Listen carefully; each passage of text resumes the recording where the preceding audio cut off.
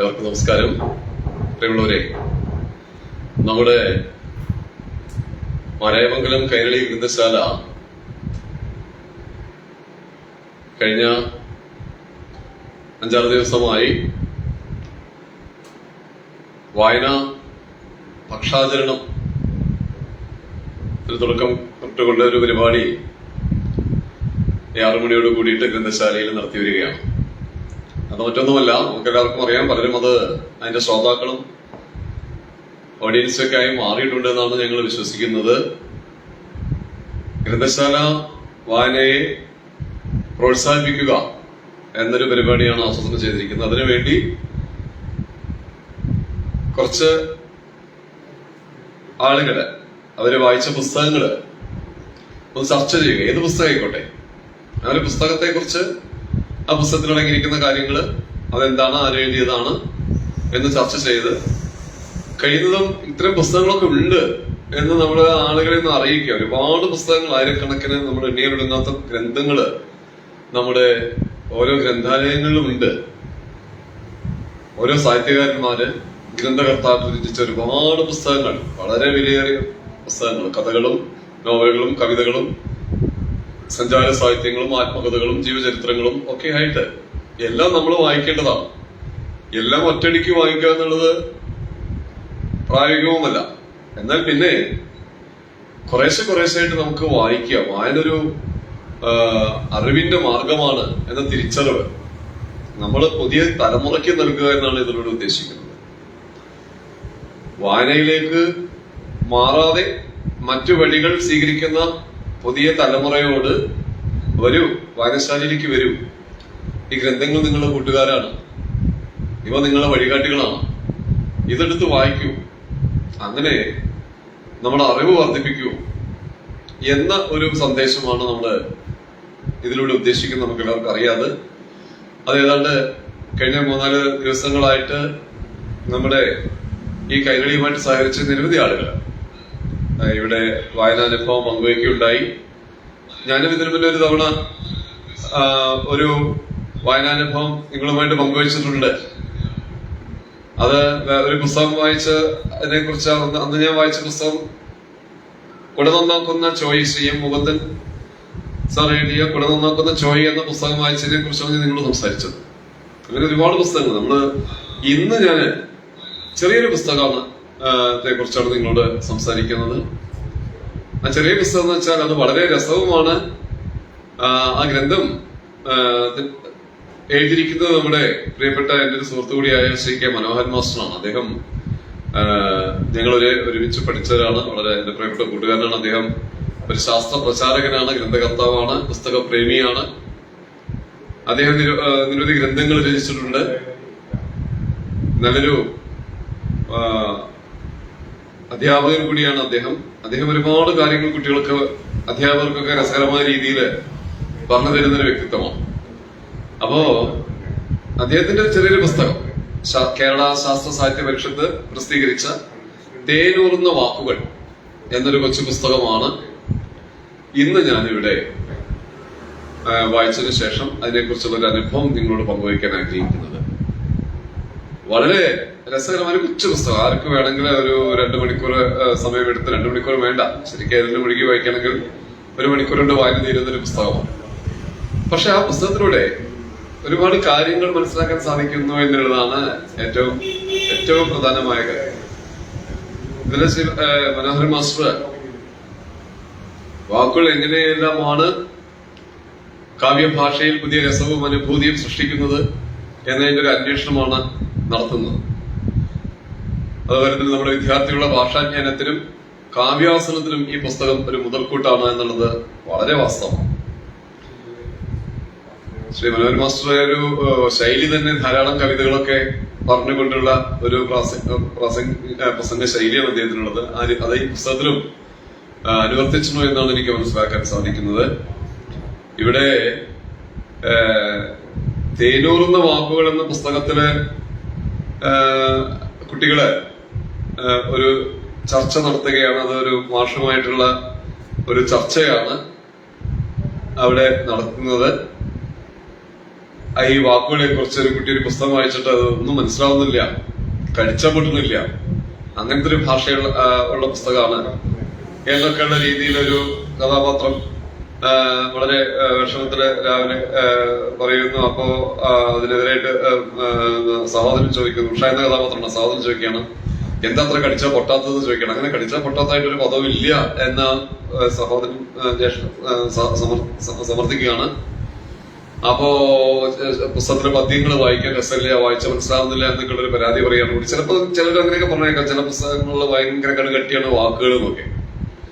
പക്ഷെ അങ്ങനെ ഒരു കടുകട്ടിയുള്ള വാക്കുകൾ ഒന്നുമില്ല എന്നാണ് പറയുന്നത്. നമ്മൾ ഓരോ പ്രയോഗങ്ങൾ, ഓരോ ശൈലികൾ, ഓരോ രീതികളുണ്ട്. അത് മനോഹരമായി മാറ്റുകയും ആസ്വദിക്കുകയാണ് വേണ്ടത്. വാക്കുകളെല്ലാം തേനൂർന്ന വാക്കുകളാണ് എന്നാണ് പറഞ്ഞത്. രസകര പുസ്തകത്തിന്റെ പേര് തന്നെ തേനൂർന്ന വാക്കുകൾ. ഒന്ന് ആലോചിച്ച് നോക്കും, എന്ത് രസമാണത്. നമ്മള് ഈ സമൂഹത്തിൽ ജീവിക്കേണ്ടത് ഇത്തരം വാക്കുകൾ പറഞ്ഞുകൊണ്ടായിരിക്കണം. എത്തരം വാക്കുകള്? മനോഹരമായ വാക്കുകൾ. മനോഹരമായ വാക്കുകൾ പറയാൻ നമുക്ക് എങ്ങനെയാണ് സാധിക്കുക? അതിന് നമ്മള് ഭാഷാ ശൈലികള്, വിവിധ പുസ്തകങ്ങള്, വിവിധ അനുഭവസ്ഥര്, അറിവുകൾ, ജ്ഞാനികളൊക്കെ പറയുന്ന കാര്യങ്ങൾ നമ്മൾ ശ്രദ്ധിക്കണം. അപ്പൊ നമുക്ക് സമൂഹത്തില് ആളുകളുമായിട്ട് നല്ല ഒരു രീതിയിൽ സംസാരിക്കാൻ സാധിക്കും, നല്ല പദപ്രയോഗങ്ങൾ നടത്താൻ സാധിക്കും. നല്ല മനോഹരമായ പദപ്രയോഗങ്ങളാണല്ലോ ഒരു ഭാഷയെ വളരെ മനോഹരമാക്കി മാറ്റുന്നത്. അതിന് വ്യത്യസ്ത അലങ്കാര ശൈലികള്, പ്രയോഗങ്ങള്, പഴഞ്ചൊല്ലുകള്, പിന്നെ അത് അങ്ങനെ ഓരോരോ കാര്യങ്ങൾ നമുക്ക് അതിനു വേണ്ടി വരും. പ്രയോഗങ്ങള്, നാടോടി ശീലുകള്, ഇങ്ങനെയൊക്കെ ഓരോന്നും ഈ നമ്മളെ ഭാഷാ പ്രയോഗത്തിൽ, അതേമാതിരി കാവ്യ ശകലങ്ങള്, അതൊക്കെ നമുക്ക് വേണ്ടി വരും. അങ്ങനെ നമ്മൾ നല്ല ഒരു സംസാര രീതി, ഭാഷാ പ്രയോഗ രീതി സ്വായത്തമാക്കണമെന്നാണ് സാധാരണ കുട്ടികളോട് ആഹ്വാനം ചെയ്യുന്നത്. അതിനു വേണ്ട ചില പ്രയോഗങ്ങൾ പഠിക്കുകയുള്ള അദ്ദേഹം ഇതിൽ നൽകുന്നുണ്ട്. ഏതൊരു കുട്ടിക്കും, ഏതൊരു മുതിർന്ന ആൾക്കും തന്നെ ഈ പുസ്തകം വളരെ ഗുണം ചെയ്യുന്നതാണ് ഞാൻ മനസ്സിലാക്കുന്നത്. നല്ലൊരു ഭാഷാജ്ഞാനം നേടാൻ ആഗ്രഹിക്കുന്ന ഏതൊരാൾക്കും, വ്യക്തിക്കും വളരെ സിമ്പിളായിട്ട് ഇരുന്ന് മനസ്സിലാക്കി ഈ വാക്കുകളിലൊക്കെ മനസ്സിലാക്കാൻ സാധിക്കും. ശ്രീ മനോഹർ മാസ്റ്റർ ഞാൻ ഈ ഒരു പുസ്തകം രചിച്ചതിൽ വളരെയധികം എന്താ പറയാ നന്ദി അറിയിക്കുകയാണ് അദ്ദേഹത്തിന്. ഈ പുസ്തകത്തിനെ ഈ ഒരു അനുഭവം ആസ്വാദനക്കുറിപ്പില് അല്ലെങ്കിൽ ഈ എന്താണ് അനുഭവങ്ങൾ പങ്കുവയ്ക്കുന്നതില് കുറച്ചു നേരത്തേക്ക് എനിക്ക് ഈ ഗ്രന്ഥശാലയിൽ കൈരളിക്ക് വേണ്ടി ഈ കൈരളിയുടെ എന്താണ് പറയാ ബന്ധുക്കളോട് അല്ലെങ്കിൽ സുഹൃത്തുക്കളോട്, കൈരളിയെ എന്താണ് പറയാ സ്നേഹിക്കുന്നവരോട് സംസാരിക്കാൻ സാധിക്കുന്നതിൽ വളരെയധികം ചാരിതാർത്ഥ്യമുണ്ട്. ഇതില് അദ്ദേഹം പറയുന്ന ചില കാര്യങ്ങളുണ്ട്. വാക്കുകൾക്ക് അർത്ഥമുണ്ട്. വലിയ വലിയ ആശയങ്ങൾ ചെറിയ ചെറിയ വാക്കുകൾ ചേർന്ന് ഉണ്ടാകുന്നതാണ്. അത് ശരി തന്നെയാണല്ലോ. എത്ര എന്താണ് ഒരു വലിയ ചെറിയ വാക്കാണെങ്കിലും ആ ചെറിയ പദങ്ങൾ പ്രയോഗിച്ച് വലിയ അർത്ഥതലമുള്ള വാക്യങ്ങളായിട്ട് മാറുന്നു. ആശയങ്ങൾ ഒരു വൻ കാടാണെങ്കിൽ വാക്കുകൾ ഓരോന്നും ഓരോ അർത്ഥം ഏറുന്ന ഒറ്റ മരങ്ങളാണ് എന്നാണ് ഗ്രന്ഥകാരൻ തന്റെ പുസ്തക കുറിപ്പില് ഈ പുസ്തകത്തിൽ സൂചിപ്പിച്ചിരിക്കുന്നത്. അതില് വാക്കുകൾ ഉപയോഗിക്കുന്നത് മനുഷ്യ സമൂഹമാണ്, നമുക്കറിയാം. ആശയ വിനിമയത്തിനാണ് അത് ഉപയോഗിക്കുന്നത്. അങ്ങനെ നോക്കിയാൽ ഒരു ആശയത്തിന്റെ അല്ലെങ്കിൽ ഒരു അർത്ഥത്തിന്റെ അടയാളമാണ് വാക്ക്. നമ്മളൊക്കെ പറയാറില്ല, നീ സംസാരിച്ച് നീ ശ്രദ്ധിച്ച് നിന്റെ വാക്ക് ഉപയോഗിക്കണമെന്നൊക്കെ. വാക്കുകൾ ശ്രദ്ധിച്ച് ഉപയോഗിക്കുക. വാക്ക് വലിയൊരു ആയുധമാണ്. അത് തൊടുത്ത ശരവും പറഞ്ഞ വാക്കും തിരിച്ചെടുക്കാൻ പ്രയാസമാണെന്നൊക്കെയുള്ള ചില പ്രയോഗങ്ങളുണ്ടല്ലോ. ഒറ്റ അർത്ഥത്തിൽ ഈ നമ്മൾ പറയുകയാണെങ്കിൽ വാക്കുകള് വാക്കിനെ ബന്ധിച്ചിട്ടിരിക്കുകയാണ് ചെയ്യുന്നത്. അപ്പോൾ വാക്കുകൾക്ക് പ്രകാശിപ്പിക്കാൻ കഴിയുന്ന അർത്ഥങ്ങൾക്ക് പരിധിയുണ്ട് എന്ന് അദ്ദേഹം സൂചിപ്പിക്കുന്നു. നിരന്തരമായി പുതുക്കപ്പെടുന്നതാണ് മനുഷ്യന്റെ ആശയലോകം, അനുഭൂതി ലോകം. അതായത് ഒരു മനുഷ്യന്റെ അനുഭൂതി, ഒരു പുസ്തകം വായിക്കുമ്പോൾ കിട്ടുന്ന ഭാവന, അനുഭവം, സർഗവൈഭവം, ഇതെല്ലാം മനുഷ്യനെ ഓരോ പദങ്ങളിലൂടെയാണ് സാധ്യമാക്കാൻ സാധിക്കുന്നത്. പദങ്ങൾ വളരെ രസവും വളരെ എന്താ പറയാ ലളിതമായ ആശയവിനിമയം നടത്താൻ സാധ്യമായ പദങ്ങളുമായിട്ടുണ്ടെങ്കിൽ വളരെ എളുപ്പകരമായിരിക്കും. അപ്പോൾ ഒറ്റ അർത്ഥത്തിൽ കെട്ടിയിട്ട വാക്കുകൾക്ക് കയറ് പൊട്ടിക്കേണ്ടി വരും, പുതിയ അർത്ഥങ്ങൾ ഉണ്ടാക്കേണ്ടി വരും എന്നൊക്കെ സൂചിപ്പിക്കുന്നു. ചില പദപ്രയോഗങ്ങള് നേരത്തെ ഈ കുട്ടികൾ സൂചിപ്പിച്ച മാതിരി ചില ആളുകൾക്ക് പെട്ടെന്ന് ദഹിക്കാൻ പ്രയാസമുണ്ടാകും എന്നുള്ളത് ശരിയായിരിക്കാം. പക്ഷെ അതിന്റെ അർത്ഥതലങ്ങൾ മനസ്സിലാക്കുകയാണെങ്കിൽ അത് വളരെ ലളിതമായിട്ട് ആസ്വദിക്കാൻ സാധിക്കും എന്ന് പറയുന്നു. കാവ്യഭാഷയിൽ കവികൾ ചെയ്യുന്നതും അതാണ്. പരമ്പരാഗത അർത്ഥങ്ങളിൽ നിന്ന് വാക്കുകളെ മോചിപ്പിച്ച് പുതിയ അർത്ഥങ്ങളും പുതിയ രസഭാവങ്ങളും ഉണ്ടാക്കുക. അതാണ് പുതിയ വാക്കുകൾ, പുതിയ അർത്ഥതലങ്ങള് ഒക്കെ ഉണ്ടാക്കുക. പരമ്പരാഗതമായ ഒരു വാക്കിന്റെ ഒരു പരമ്പരാഗതമായ അർത്ഥത്തിൽ നിന്നും ആ വാക്കിനെ മോചിപ്പിച്ച് ആ വാക്കുകൾക്ക് പുതിയ രസഭാവങ്ങൾ പകർന്നു കൊടുക്കുക. അതിനെ യാതൊരു മാറ്റം വരാതെ, രൂപമാറ്റം വരാതെ ഭാവം മാറ്റുന്ന വിദ്യയാണിത്. ഉചിതമായ ഒരിടം കിട്ടുമ്പോൾ ഒരു വാക്കിന് ഒട്ടേറെ അർത്ഥങ്ങൾ ഉണ്ടാവുന്നു. അങ്ങനെയാണ് ഒരർത്ഥത്തിൽ കല്ലുപോലെ ഉറച്ചുപോയ വാക്ക് തേനൂറുന്ന വാക്കായിട്ട് മാറുന്നത്. ഇവിടെ നമ്മൾ ശ്രദ്ധിക്കേണ്ട കാര്യങ്ങൾ, വാക്കുകളെ നമുക്ക് പല രീതിയിലും പ്രയോഗിക്കാം, ഉപയോഗിക്കാം. അതിന്റെയൊക്കെ ഭാവം, രൂപം എന്നീ കാര്യങ്ങൾ നമ്മൾ മനസ്സിലാക്കണം. നമ്മൾ പ്രയോഗ ശൈലികളുണ്ട്, വ്യത്യസ്ത അർത്ഥങ്ങൾ നാനാർത്ഥത്തിൽ ഉപയോഗിക്കാം എന്നൊക്കെയാണ് പറയുന്നത്. വാക്കുകൾ എങ്ങനെയെല്ലാമാണ് കാവ്യഭാഷയിൽ പുതിയ രസവും അനുഭൂതിയും സൃഷ്ടിക്കുന്നതിന്റെ ഒരു അന്വേഷണമാണ് ശ്രീ മനോഹർ മാസ്റ്റർ ഈ തേനൂറുന്ന വാക്കുകൾ എന്ന ഈ ഗ്രന്ഥത്തിലൂടെ സൂചിപ്പിച്ചിരിക്കുന്നത് പ്രസാദക്കുറിപ്പില് പറയുന്നുണ്ട്. ഇതില് ഉള്ളടക്കത്തിൽ പറയുന്നത് നമ്മള് തേനൂറുന്ന വാക്കുകൾക്ക് പുറമെ ശീലിക്കുന്ന വാക്കുകൾ, ചില ആളുകൾക്ക് ചില വാക്കുകൾ ശീലമായിരിക്കും, ചില പ്രയോഗങ്ങളുണ്ട്, ചില അറ്റകൈ പ്രയോഗങ്ങളൊക്കെ ഉണ്ട്.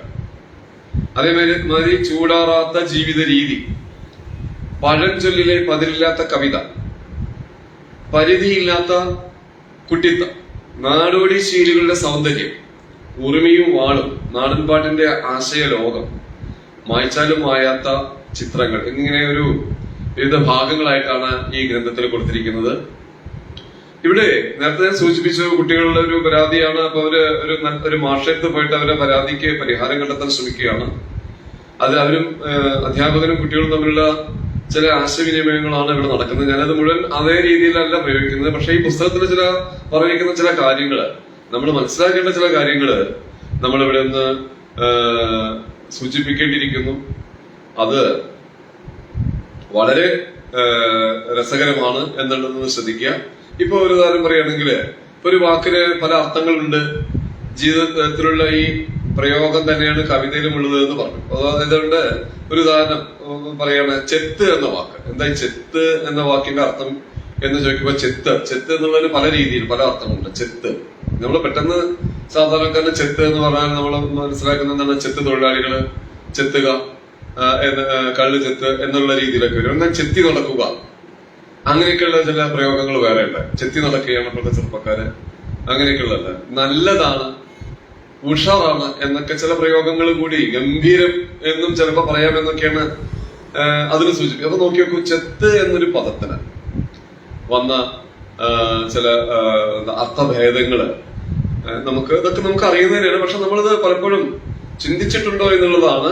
അത് ഏത് രീതിയിൽ എപ്പോൾ പ്രയോഗിക്കണം എന്നൊക്കെയാണ് നമ്മളിതിൽ ഉപയോഗിക്കേണ്ടത്. അത് നമ്മൾ മനസ്സിലാക്കിയാൽ രസകരമായിരിക്കും എന്നാണ്. അതുപോലെ തന്നെ ചില കത്തി എന്ന വാക്ക്, കത്തി, നമ്മളൊരു കത്തി എന്ന വാക്ക് നമ്മൾ പെട്ടെന്ന് എന്താ മനസ്സിലാക്കുക, കത്തി നമ്മുടെ വീടുകളിലൊക്കെ ഉള്ള ഒരു ആയുധമാണ് കത്തി, അല്ലേ? കറിക്കത്തി എന്നൊക്കെ കേട്ടിട്ടുണ്ട്. പക്ഷെ ആളൊരു കത്തിയാണെന്ന് പറഞ്ഞാൽ എന്താ അർത്ഥം? ആ നല്ല മൂർച്ചയേറിയ നല്ല പ്രയോഗങ്ങൾ പ്രയോഗിക്കുന്ന ഒരാളാണ്, അല്ലെങ്കിൽ എന്താണ് കീറി മുറിക്കുന്ന ഒരാളാണ് എന്നൊക്കെ അതിനെ ആ രീതിയിൽ പ്രയോഗിക്കാം. വിടുവായന്മാരെ കത്തികൾ എന്ന് വിളിക്കുന്നുണ്ട്. അതും ഇത്തരത്തിലെ വാക്കുകളിലെ ചില അർത്ഥഭേദങ്ങളായിട്ട് നമുക്ക് ഇതിൽ സൂചിപ്പിക്കുന്നുണ്ട്. പിന്നെ കഥകളിയിലൊരു കത്തിവേഷമുണ്ട്, അതൊരു കത്തിയാണ്, അല്ലെ? ഇത് കത്തിവേഷം, കഥകളി തരത്തിലൊക്കെ അങ്ങനെ ഒരു കത്തിവേഷം വളരെ സുപരിചിതമാണ്, മനസ്സിലായോ? അപ്പൊ ഇങ്ങനെ കത്തി എന്ന വാക്കിനുള്ള നമ്മളെ മലയാള ഭാഷയിൽ പ്രയോഗിക്കുന്ന വിവിധ അർത്ഥതലങ്ങള് അങ്ങനെ നോക്കി നോക്കൂ. ഇതുമാതിരി തന്നെ വ്യത്യസ്തമായ ഇത്തരം ചില പ്രയോഗങ്ങള് ഇവിടെ ഒരു ഉദാഹരണം പറയുകയാണെങ്കിൽ, ഒരു ടിപ്പർ ലോറിക്ക് മലയാളത്തിൽ പ്രയോഗമുണ്ട്. അത് നമ്മള് എന്താണ്, തന്നെ തട്ടി എന്ന് പറയും. ടിപ്പർ ലോറിക്ക് തന്നെ തട്ടി. എന്തായി തന്നെ തട്ടി എന്നുള്ളത് മനസ്സിലാക്കുന്നത്? ഒരു ലോഡ് സാധനങ്ങൾ ആ ലോറിക്ക് മറ്റു തൊഴിലാളികളുടെ സഹായമില്ലാതെ തന്നെ അത് വേണ്ട സ്ഥലത്ത് തട്ടിക്കളയാം, സ്വയം തട്ടിക്കളയാം എന്നുള്ളതാണ് തന്നെ തട്ടി എന്നുള്ളൊരു പ്രയോഗം കൊണ്ട് ഇവിടെ ഉദ്ദേശിക്കുന്നത്. അപ്പോ ഇവിടെ റോഡുകൾ നടക്കുമ്പോൾ തന്നെ വെറുതെ വന്ന് തട്ടുകയും ചെയ്യുന്നുണ്ട്.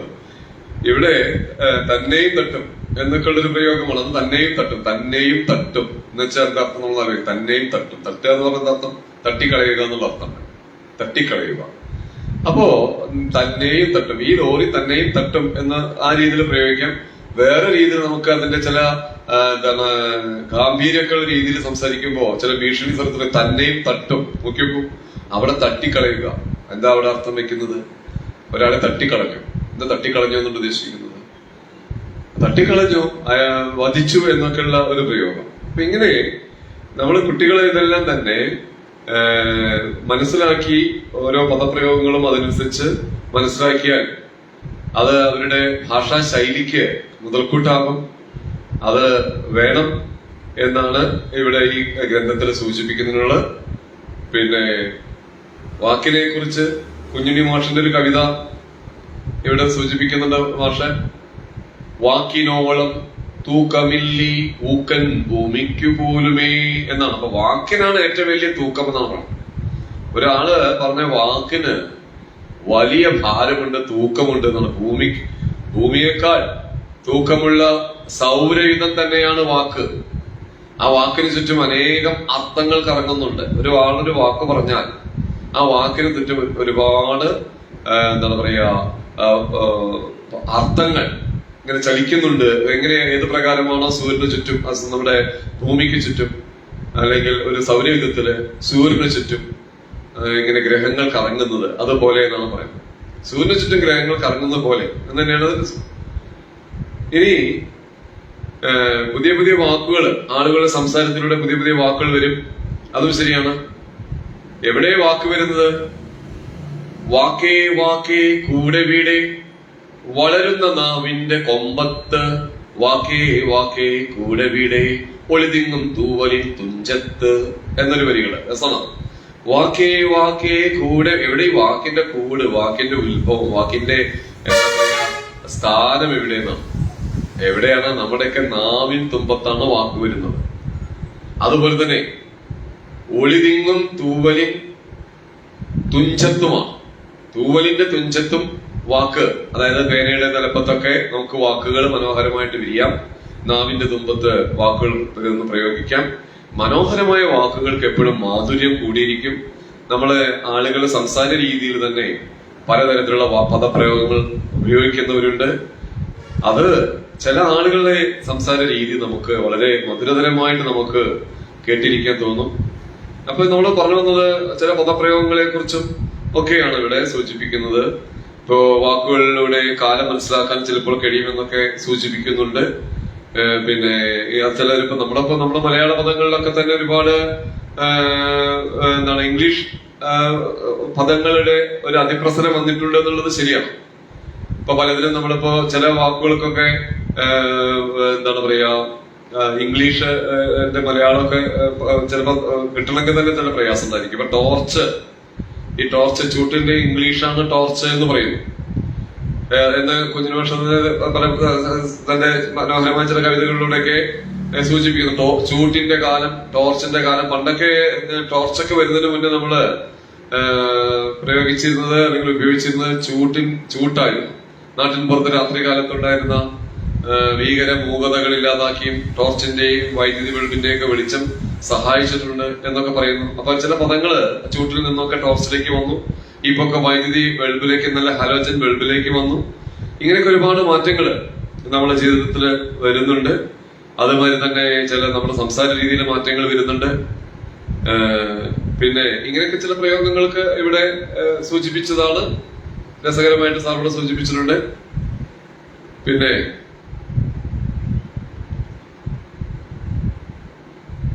ഇത്രയാണ് ചില രീതിയിൽ പറയുന്നത്. ശീലിക്കുന്ന ചില വാക്കുകളെ കുറിച്ച് ഇവിടെ സൂചിപ്പിക്കുന്നുണ്ട്. അതില് ഇപ്പൊ ഉദാഹരണം പറയുകയാണെങ്കിൽ ഇപ്പൊ ജീവിത സന്ദർഭങ്ങളനുസരിച്ച് വാക്കുകൾ അർത്ഥം മാറാമെന്ന് പറയുന്നു. അതൊരു ശൈലികൾ ഉണ്ടാകുന്നത് അങ്ങനെയാണ്. ചില ശൈലികൾ പ്രയോഗിക്കുന്ന വാക്കുകളുടെ ശൈലി. ഉദാഹരണം പറയുകയാണെങ്കിൽ മുങ്ങുക ഒരു ശൈലിയാണ്. മുങ്ങുക എന്ന് ആലോചിച്ച് നോക്കൂ. അവൻ മുങ്ങി അല്ലേ, അവൻ മുങ്ങി. നമ്മളൊരു പരിപാടിക്ക് ഏൽപ്പിച്ച് ആള് വന്നില്ലെങ്കിൽ നമുക്ക് എന്താ പറയാൻ സാധിക്കും? അയാള് മുങ്ങി എന്നൊക്കെ പറയും അല്ലേ. പക്ഷെ മുങ്ങുകയ്ക്ക് വേറെ അർത്ഥങ്ങളുണ്ട്. എന്ന വാക്കിന് വെള്ളത്തിൽ മുങ്ങുക, അങ്ങനെയൊക്കെയുള്ള ചില പ്രയോഗങ്ങള്. ബ്ലേഡ് കമ്പനിക്കാരൻ മുങ്ങി, അങ്ങനെയൊക്കെ പറയുന്നു. പിന്നെ പഠന കാര്യത്തിൽ നിന്ന് മുങ്ങരുതെന്ന് നമ്മളെ കുട്ടികളോട് പറയും. അത് പഠിക്കുന്ന കാര്യത്തില് മുഷ്കുണ്ടാവരുത്, അങ്ങനെയൊക്കെയുള്ള രീതിയിൽ നമ്മള് സൂചിപ്പിക്കുന്നുണ്ട്. ഇങ്ങനെ ഉറച്ചു നിൽക്കുക, പാറ പോലെ ഉറച്ചു നിൽക്കുക, അങ്ങനെയൊക്കെയുള്ള ചില പ്രയോഗങ്ങള്, ശൈലികള്, അതൊക്കെ നമ്മുടെ ഭാഷാ പ്രയോഗത്തില് വരുന്നുണ്ട്. പിന്നെ എന്താണ്, വേറെ ചെയ്യുന്ന ജോലിയുമായി ബന്ധപ്പെട്ട ചില ശൈലികള്, അങ്ങനെയാണ് ചെയ്യുന്ന ജോലികളുമായി ബന്ധപ്പെട്ട ചില ശൈലികള് നമ്മുടെ ഭാഷയിൽ വരുന്നുണ്ട്. ബസ് ബ്രേക്ക് ഡൗൺ ആകുമ്പോൾ നമ്മള് ചിലപ്പോ പറയും ഇന്നത്തെ കാര്യം കട്ടപ്പുകയായി അല്ലെ, ഇന്നത്തെ കാര്യം കട്ടപ്പുകയായി. ഇതൊക്കെ ചില പ്രയോഗങ്ങളാണ്. അപ്പോ ബസ് കണ്ടിട്ട് ചിലപ്പോ അത് പറയാം കാര്യം കട്ടപ്പുകയായി. ഈ കട്ടപ്പുക എന്ന വാക്ക് ഈ ബസ്സില് എന്താണ് ജോലിയുമായിട്ട് ബന്ധപ്പെട്ട് അതുമായിട്ട് ബന്ധപ്പെട്ട് വന്നതാണെന്നും നമുക്ക് ഇവിടെ വേണമെങ്കിൽ ആ രീതിയിൽ അനുമാനിക്കാം എന്നാണ് ഹൃദയൻ പറയുന്നത്. തനിക്ക് പറയാനുള്ള കാര്യം തീവ്രമായ ശക്തിയോടെ മറ്റൊരാളെ അറിയിക്കാൻ ശ്രമിക്കുമ്പോഴാണ് ചില ശൈലികൾ ഉണ്ടാകുന്നത്. ഇങ്ങനെയാണ് കവിതയും രൂപപ്പെടുന്നത്. അതായത് വികാരത്തിന്റെ കുത്തൊഴുക്കാണ് ശൈലിയെയും കവിതയെയും ചലിപ്പിക്കുന്നത് എന്ന് പറയുന്നത്. മനസ്സിന്റെ അടിത്തട്ടിൽ നിന്ന് അകാത തലങ്ങളിൽ നിന്ന് വരുന്ന ചില വികാരങ്ങള്, ആ വികാരങ്ങളുടെ കുത്തൊഴുക്ക് ചില ശൈലിയായിട്ട്, ആ ശൈലികൾ ചിലപ്പോ ഒരു രീതിയായിട്ട് കവിതയായിട്ടൊക്കെ മാറുന്നു എന്ന് നമുക്ക് പറയാൻ സാധിക്കും. അപ്പൊ നല്ല പ്രയോഗങ്ങൾ ഉൾക്കൊള്ളണമെങ്കിൽ നല്ല വായന, പരന്ന വായന, ആഴത്തിലുള്ള വായനയൊക്കെ നമുക്ക് വേണ്ടിവരും. അതിന് ഏറ്റവും പ്രധാനം ധാരാളം പുസ്തകങ്ങൾ വായിക്കുക, ധാരാളം എന്താണ് പറയാ ഭാഷാ പ്രയോഗങ്ങൾ ശ്രദ്ധിക്കുക, വലിയ വലിയ വാഗ്മികളുടെയൊക്കെ എന്താ പറയാ ചില പ്രസംഗങ്ങൾ ശ്രവിക്കുക. അങ്ങനെയൊക്കെ ചെയ്താൽ നമുക്ക് നമ്മുടെ ഭാഷയ്ക്ക് തന്നെ ഒരുപാട് മാറ്റങ്ങൾ വരുത്താൻ സാധിക്കും. ചില അറ്റകൈ പ്രയോഗങ്ങളുടെ ശൈലികൾ പോലെ സുന്ദരമായ ചില പ്രയോഗങ്ങളും ജീവിതത്തിലുണ്ട്. അതാണ് ഇപ്പോ ചില സ്ഥലത്ത് നമ്മള് ചില അറ്റകൈ പ്രയോഗങ്ങളൊക്കെ ചില പ്രയോഗിക്കേണ്ടി വരും. അങ്ങനെയൊക്കെ അതിൽ പറയുന്നുണ്ട്. അങ്ങനെ അതിനൊക്കെ തന്നെ ഏത് രീതിയിലാണ് നമ്മൾ അതൊക്കെ പ്രയോഗിക്കേണ്ടത് എന്നുള്ള ഒരു ചെറിയ ഒരു ശ്രമം നമ്മൾ നടത്തിയാൽ പറയുന്ന ഭാഷയ്ക്കൊക്കെ മാറ്റുകൂട്ടാൻ സാധിക്കും. അതിന് യാതൊരു സംശയവുമില്ല.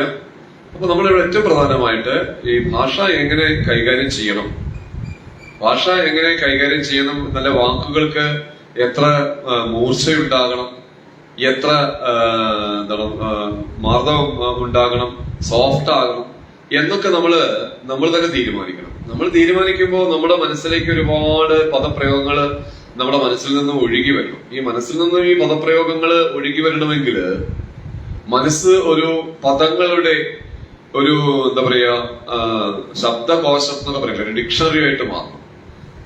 മനസ്സിൽ ധാരാളം വാക്കുകൾ ഇങ്ങനെ അറ്റിയായിട്ട് ഇങ്ങനെ നിൽക്കണം. എപ്പോ വേണമെങ്കിലും അത് പ്രയോഗിക്കാൻ നമുക്ക് സാധിക്കണം. അതിന് ഏക മാർഗം പുസ്തക വായന തന്നെയാണ് എന്ന് സമർത്ഥിക്കുകയാണ്. ഞാനിപ്പോ ഈ കുട്ടികൾക്ക് കൂടി ഒന്ന് മനസ്സിലാക്കാൻ തരത്തിൽ അവര് ഈ പുസ്തക വായനയുടെ പ്രാധാന്യം, ആ പുസ്തകം വായിച്ചാൽ നമുക്ക് സാധിക്കുന്ന ചില ഗുണങ്ങള്, നമുക്ക് എന്താണ് നാലാളോട് സംസാരിക്കണമെങ്കിൽ സാധിക്കുന്ന ചില എന്താ പറയാ നേട്ടങ്ങള് ഒക്കെ ഈ രീതിയിൽ നമുക്ക് നേടിയെടുക്കാൻ സാധിക്കും. അപ്പോഴാണ് നമ്മളെ ഏത് പദം എവിടെ എങ്ങനെ പ്രയോഗിക്കണം, ഏത് ശൈലി അത് എങ്ങനെ പ്രയോഗിക്കണം. ഒരു വാക്ക് നേരത്തെ സൂചിപ്പിച്ചു, മറ്റുള്ളവരെ സന്തോഷിപ്പിച്ച് സംസാരിക്കാൻ പലപ്പോഴും നമ്മൾ ശ്രമിക്കേണ്ടി വരും. ചില സന്ദർഭങ്ങളിൽ, എല്ലാ സന്ദർഭങ്ങളിലും അങ്ങനെ എല്ലാവരും സന്തോഷിപ്പിക്കാനൊക്കെ പറ്റി തോന്നിയിട്ടില്ല. മറ്റുള്ളവരെ നമുക്ക് പരിഹസിക്കേണ്ടിയും വിമർശിക്കേണ്ടിയും വരും. പക്ഷെ ഈ വിമർശനങ്ങളൊക്കെ തന്നെ അത് ഭംഗിയായിട്ട് വിമർശിക്കാൻ നമുക്ക് സാധിക്കണം. അതിനൊക്കെ ചില എന്താ പറയാ രീതികളുണ്ട്, അത് ഭാഷാ പ്രയോഗങ്ങളുണ്ട്. ആ ഭാഷാ പ്രയോഗങ്ങളുടെ തത്വങ്ങള് അല്ലെങ്കിൽ അതിന്റെ എന്താണ് പറയാ രഹസ്യം മനസ്സിലാക്കാൻ സാധിച്ചാൽ നമുക്ക് നമ്മൾ വിമർശിക്കുകയാണെങ്കിലും ഒരാളെ വിമർശിക്കുകയാണെങ്കിലും ആ വിമർശനത്തിന് എന്തുണ്ടാവില്ല, ഒരു കേൾക്കുന്ന ആൾക്കൊരു വേദനയില്ലാത്ത രീതിയിൽ വിമർശിക്കാനൊക്കെ നമുക്ക് സാധിക്കും. അതിനൊക്കെ ചില ഭാഷാ പ്രയോഗങ്ങൾ നമ്മൾ മനസ്സിലാക്കേണ്ടി വരും. അത് ചില ഭാഷാ പ്രയോഗങ്ങളുടെ അജ്ഞതയാണ് സമൂഹത്തില് പല പ്രയാസങ്ങളും പ്രശ്നങ്ങളും ഉടലെടുക്കുന്നത് എന്നുള്ളതാണ് ശരി. നേരത്തെ സൂചിപ്പിച്ചു, നമ്മൾ പറഞ്ഞ വാക്കും തൊടുത്ത ശരവും തിരിച്ചെടുക്കാൻ സാധിക്കില്ല. ഒരാളോടൊരു വാക്ക് പറഞ്ഞാൽ അത് അയാളുടെ മനസ്സിൽ ഇങ്ങനെ എന്ത് ചെയ്യും, കടന്നിങ്ങനെ ഒരു പക്ഷേ ആ വ്യക്തി ജീവിക്കുന്നിടത്തോളം കാലം ഇയാൾ പറഞ്ഞ വാക്ക് മറക്കില്ല എന്നുള്ളതാണ്. അങ്ങനെയൊക്കെയുള്ള ചില പ്രയോഗങ്ങളൊക്കെ ചിലർ പ്രയോഗിക്കും. അപ്പോ അത് പൊതുവെ എന്താണ്, മനസ്സിന് ചില ക്ഷീണവും വേദനയും ഒക്കെ കലർന്ന വാക്കുകളായിരിക്കും. കഴിയുന്നതും നമ്മൾ ഈ സമൂഹത്തിൽ എല്ലാവരെയും നല്ല രീതിയിൽ, വല്ലാതെ അവരുടെ മനസ്സിൽ നിന്നും മുറിവേൽക്കാത്ത രീതിയിൽ നമുക്ക് ചില പദപ്രയോഗങ്ങളൊക്കെ നടത്താൻ സാധിച്ചാൽ ഒരു പരിധിവരെ സമൂഹത്തിലെ പല പ്രശ്നങ്ങൾക്കും പ്രയാസങ്ങൾക്കും പരിഹാരം കണ്ടെത്താൻ സാധിക്കും. പല എന്താ പറയുക കലാപങ്ങളടക്കം ഇല്ലാതാക്കാൻ സാധിക്കും എന്നുള്ളതൊക്കെ നമ്മളെ കുട്ടികൾ മനസ്സിലാക്കേണ്ട കാര്യമാണ്. അതിനുള്ളൊരു മാർഗം എന്താ വെച്ചാൽ മനോഹരമായ പദപ്രയോഗങ്ങൾ ശീലിക്കുക എന്നുള്ളതാണ്. ഈ മനോഹരമായ പദപ്രയോഗങ്ങൾ ശീലിക്കണമെങ്കിൽ ആ പ്രയോഗങ്ങള്, ശൈലികള് എല്ലാം കുട്ടികള് മനസ്സിലാക്കിയിരിക്കണം. അത് മനസ്സിലാക്കാനുള്ള പുസ്തകങ്ങള് ഈ ഗ്രന്ഥശാലകളിൽ വന്ന് വായിക്കണം. അതിന് ധാരാളം ആളുകളുടെ ഗ്രന്ഥകർത്താക്കളുടെ പുസ്തകങ്ങളുണ്ട്, പല രീതിയിലുള്ള പുസ്തകങ്ങളുണ്ട്.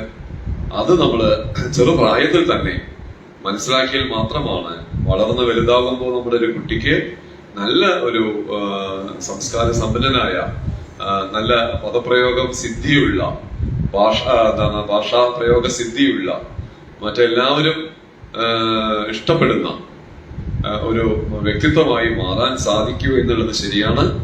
ഇത് ഈ പുസ്തകങ്ങളൊന്നും വായിക്കാതെ ഒരാൾക്കും തന്നെ മനോഹരമായിട്ട് ഒരാളോട് പറഞ്ഞ് ഒരു കാര്യവും ഫലിപ്പിക്കാൻ സാധിക്കില്ല. ഒരു പക്ഷെ നമ്മൾ പറഞ്ഞതിന്റെയൊക്കെ ദ്വയാർത്ഥം മനസ്സിലാക്കുന്നവരാവും ചിലരുണ്ടായിരിക്കുക. അപ്പോ അതൊക്കെ ചിലപ്പോ ചില പ്രയാസങ്ങളിലേക്കൊക്കെ ഇടവരുത്തിയെന്ന് വരും. എന്തായാലും നമ്മുടെ ഭാഷ മനോഹരമാണ്, അതിലെ പല പദപ്രയോഗങ്ങളും മനോഹരമാണ്. ഒരു പദം തന്നെ വ്യത്യസ്ത തലത്തിൽ നമുക്ക് സംസാരിക്കാൻ സാധിക്കും, വ്യത്യസ്ത അർത്ഥതലങ്ങളുണ്ട്. ഇവിടെ നമ്മൾ സംസാരിക്കുന്നത് മധുരതരമാക്കാൻ ശ്രമിച്ചാൽ നമ്മളുടെ ജീവിതത്തിൽ ഒരുപാട് നേട്ടങ്ങൾ കൈവരിക്കാൻ സാധിക്കുമെന്നാണ് ഈ കൊച്ചു പുസ്തകത്തിലൂടെ, നമ്മുടെ തേനൂർന്ന വാക്കുകൾ എന്ന ഈ പുസ്തകത്തിലൂടെ ശ്രീ മനോഹരൻ മാസ്റ്റർ സൂചിപ്പിച്ചിരിക്കുന്നത്. അതിൽ അദ്ദേഹം ഒരുപാട് കവിതകള്, ശൈലികളൊക്കെ നിരത്തി കാണിക്കുന്നുണ്ട്. അത് നല്ല രസമാണ്. ഒരു പാട്ടൊക്കെ പാടാൻ സാധിക്കുന്ന ആളുകൾക്ക് അദ്ദേഹത്തിന്റെ ഈ നാടൻ പാട്ട് നിലപ്പെടുത്തിയിരിക്കുന്ന ചില ശൈലികളും എല്ലാം തന്നെ വടക്കൻ പാട്ടുകളുടെ ശൈലി അടക്കം ചില കവിതാ ശൈലികള് ഇവിടെ കൊടുത്തിട്ടുണ്ട്.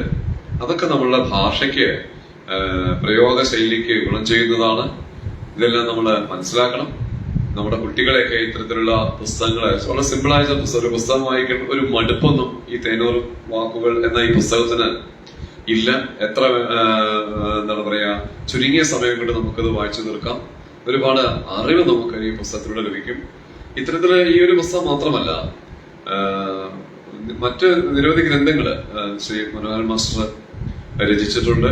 ഇത് പിന്നെ ശാസ്ത്ര സാഹിത്യ പരിഷത്താണ് പ്രസിദ്ധീകരിച്ചത്. അദ്ദേഹത്തിന്റെ പുസ്തകങ്ങള് മിക്കതും ശാസ്ത്ര സാഹിത്യ പരിഷത്താണ് തന്നെയാണ് പ്രസിദ്ധീകരിച്ചിരിക്കുന്നതാണ് ഞാൻ മനസ്സിലാക്കുന്നത്. അദ്ദേഹം 1967 പാലക്കാട് ജില്ലയിൽ ചെർപ്പശ്ശേരിയിൽ ജനിച്ച വ്യക്തിയാണ്. പിന്നെ മലയാള സാഹിത്യത്തിലെ ബിരുദാനന്തര ബിരുദം നേടിയിട്ടുണ്ട്. പുലാശ്ശേരിക്കര AP സ്കൂളിൽ അധ്യാപകനായിരുന്നു. കഴിഞ്ഞ വർഷം ഞങ്ങൾ ഒരുമിച്ചാണ്, അതേ കാലഘട്ടത്തിലാണ് ഞങ്ങൾ അധ്യാപക വൃത്തിയിൽ നിന്ന് വിരമിച്ചത്. മാത്രമല്ല അദ്ദേഹം കേരള ശാസ്ത്ര സാഹിത്യ പരിഷത്തിന്റെ കേന്ദ്ര നിർവാഹക സമിതി അംഗമാണ്. അങ്ങനെ ശാസ്ത്ര പ്രചാരകനാണ്. പിന്നെ ഇത്തരത്തിലുള്ള ഒരു ആളുകളുടെ പുസ്തകങ്ങൾ നമ്മൾ കുട്ടികൾ വായിക്കണം, അത് നിർബന്ധമാണ്. അവരുടെ പ്രസംഗങ്ങൾ കേൾക്കണം. അങ്ങനെയുള്ള രീതിയിൽ നമ്മുടെ കുട്ടികൾ വളർന്നു വലുതാകണം. അവർക്കൊക്കെ തന്നെ നല്ല മനോഹരമായ ഭാഷാപ്രയോഗ ശൈലിയുള്ള, നല്ല സംസ്കാരമുള്ള ആളുകളായിട്ട് നമ്മുടെ സമൂഹത്തില് മാറാൻ സാധിക്കട്ടെ. അതിലൂടെ അവർക്ക് ഉയർന്ന വ്യക്തികളായിട്ട്, അറിയപ്പെടുന്ന വ്യക്തിത്വങ്ങളായിട്ട് മാറാൻ നമ്മുടെ കുട്ടികൾക്ക് സമൂഹത്തിലൊക്കെ സാധിക്കട്ടെ എന്ന് നമുക്ക് ആശിക്കാം. ഇത് കുട്ടികളെ വായിപ്പിക്കാൻ പ്രോത്സാഹിപ്പിക്കുക എന്നുള്ളത് നമ്മുടെ ഇത് കേട്ടിരിക്കുന്ന നമ്മുടെ പ്രിയപ്പെട്ട സ്നേഹിതരുടെ എല്ലാവരുടെയും ഒരു കടമയാണ്.